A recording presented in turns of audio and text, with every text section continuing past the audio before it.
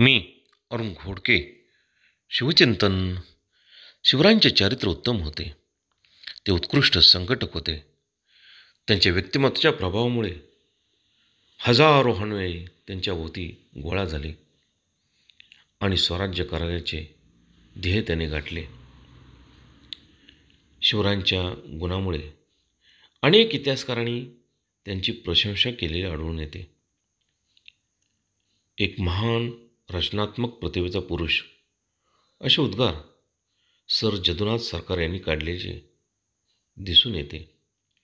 Doctor Ishwari Prasad यांनी शिवाजी महाराजांना त्यांच्या महत्त्वाकांक्षेप्रमाणे राजपद मिळाले, परंतु सत्तेमुळे त्यांची दृष्टी कधीही अंध झाली नाही. उलट अन्याय दूर करण्यासाठी शिवाजी महाराज सत्तेचा वापर करीत असत असे उद्गार काढलेले दिसून येतात.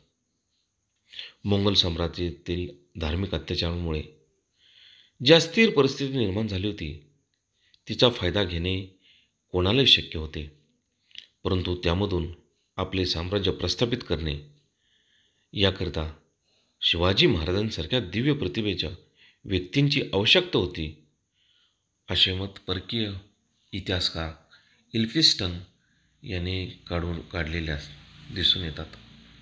शिवाजी महाराज हे केवळ साम्राज्य संस्थापक नव्हते, तर त्यांनी कल्याणकारी हुकुमशाहीचा आदर्श घालून दिला, असे मत सुप्रसिद्ध इतिहासकार R.C. मुजुमदार यांनी काढलेले आढळून येतात.